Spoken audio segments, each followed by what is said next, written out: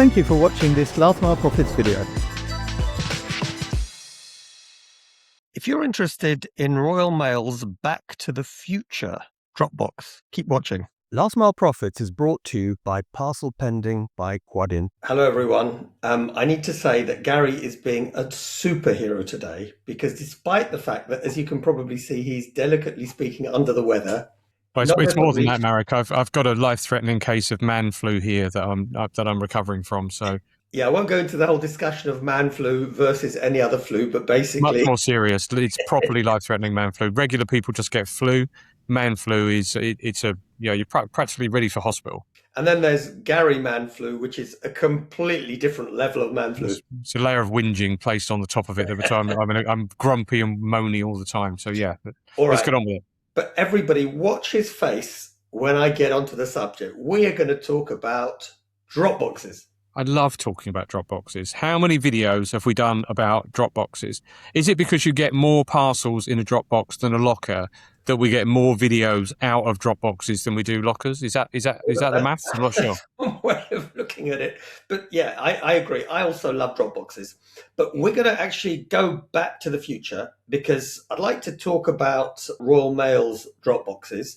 And my understanding, Gary, is that effectively what they've done is repurposed. What did they call them? The thing, because it's not a postbox; they're bigger than the postboxes. Yeah, they were for meter mail. So back in the days when letters ruled the world, and people had hundreds of thousands of franking machines, you could submit pouches of mail.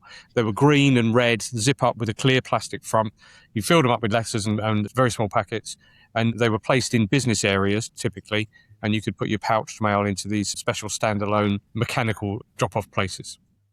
And from what you understand, because I had a look at it, I don't know if you're closer to it, but the letterboxes actually, via solar panels, were able to give some basic track and trace information. Is it the same with these? I hadn't been able to determine that, actually. So if we can see a photo, we can have a look for ourselves. But yeah, I would imagine that there is at least a tracking event that you've dropped something off. I think that must be the point. Well, maybe someone from Royal Mail who's on the team could share that below.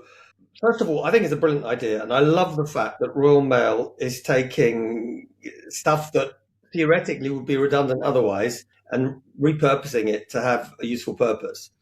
It's a bit unfortunate, and you will see the photo. I think Gregor, our editor, will put it somewhere so we can see.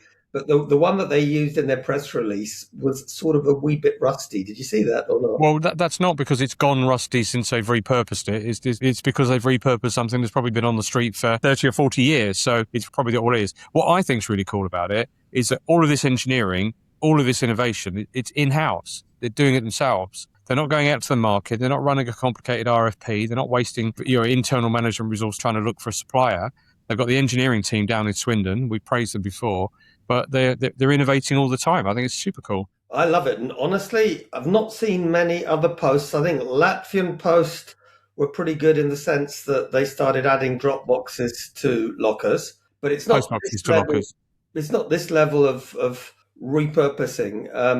It reminds me of the Ukrainian military, who seem to be able to make something quite incredible out of a piece of junk. Well, I'm hoping these aren't as dangerous as the things that the Ukrainian military are creating. So I'm sure they're probably fairly safe to use, even if you are perhaps Russian. But I think what's nice about it is that the Royal Mail is obviously reimagining itself for the next quarter of the 21st century. We're a quarter of the way in of this century. Then the next quarter is going to be who survives, who's the fittest, who gets out the other side with growth. And they're already really reimagining themselves for that. And I think that's to be lauded. I agree. And I need to actually eat humble pie. So if anyone from Royal Mail is watching, I thought that picture was actually of a new machine. And I still believe perhaps it would have been a good idea to get a bit of WD-40 and clean it up before. But it is completely different if this is an old machine. But Gary, let's then get back to the key strategic things. So do you have any idea how many of these things they might have? There were a few thousand. There weren't. I think it's not as many as there are post offices or post boxes, but there were thousands of them. I want to say 4,000 across the country, something like that. Wow. That's me trying to remember from when I worked there 20 years ago, but it's in the thousands. Well, that could be converted. I don't know how many have been done, but there's the potential there. So I reckon then we got two things effectively. So number one, we both love Dropboxes and we both love the idea, and we love the fact that Royal Mail have been probably, I think, more innovative than anyone else I can think of, certainly in Europe, in terms of using what might otherwise be redundant. Yeah. And I reckon, Gary, that this is a great signal for other postal operators who may have similar infrastructure. Or actually, sometimes there was a project in Austria where there were a whole lot of old telephone boxes. The only problem is that the Austrian authorities, as far as I understand, didn't agree to use them for parcel purposes, even though they were there. But I reckon it's a really great way to go. And it would be very interesting, Gary, if our viewers, if they've seen any examples. We haven't got so much interactivity recently. So it would be really nice if someone has got an example of a repurposed old postal Dropbox or letterbox, other than what the UK is doing. I think that'd be brilliant. Yeah, I think the other thing we also need to consider is, to do this stuff, you always had to go to the post office, and Royal Mail do seem to be creating more and more reasons to not have to go to the post office. Whether it's lockers, the small parcel boxes that they opened up a year or two ago, these for the medium-sized parcel. And by the way, a medium-sized parcel in Royal Mail Speak is actually a pretty big parcel. It's 370 by 460 by 250, I think, from memory. And somebody will helpfully tell me. But there's more and more reasons not to go and do this in person. So that's a challenge for post office. So I think, we're in agreement that this is not a complete solution. It's a great way to repurpose something that's there anyway. It isn't going to be a replacement for lockers in each and every case. And by the way, it's not going to be a replacement for PUDOs, which you and I both know are part of any effective solution. Have you got any last sort of thoughts before you go off and die with your man flu that you'd want to share with us?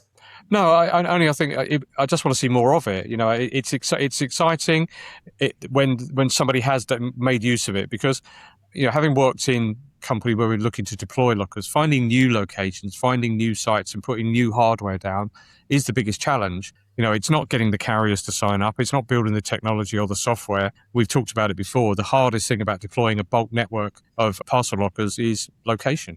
So if you already have a location and you already have a bit of hardware there, this just reeks of common sense for it to be repurposed and give it another life.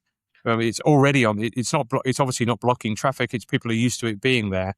Would it get used? So we just need to make sure that the marketing is there as well. So this was a traditional business, function, dropping off metered mail from offices and so on, shops or whatever, but definitely a business mail usage, converting it to a public usage. Let's hope they get adopted by the public as well. Well, look, I think, Gary, we've covered it all. I'm in agreement. I think it's an absolutely super idea. I really wish, dear friends from Royal Mail, that you'd actually submitted this to the Last Mile Experts Innovation Report, because I think it's a great idea of innovation. I love this back to the future element. But please, viewers, if you've seen something similar, maybe in another geography, then please do share it with us. It'd be really cool. And then we can even, Gary, because we love talking about Dropboxes. Love it. And we can talk about a different Dropbox.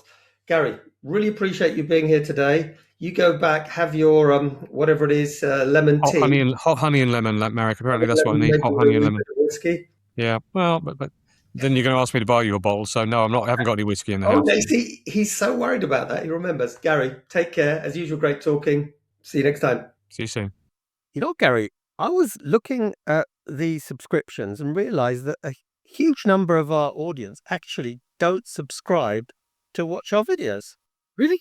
That's outrageous. It's a bit like watching the BBC without your TV license. How can we keep it free if people aren't subscribing and letting us know they want more of this content? It's ridiculous. And on top of that, if they're not subscribed, they don't get information about the latest hot episode where you can make one of your witty jokes and we can talk about something that is really important for our industry. If I knew that a single act like that would make sure I got maximum time taking the mickey out of you, I'd be hitting subscribe in a heartbeat. Well, look, so here we have it. Please, everyone, if you haven't subscribed yet, this is your opportunity. Click right now. The button should be there, or maybe there. Do it now and have it done.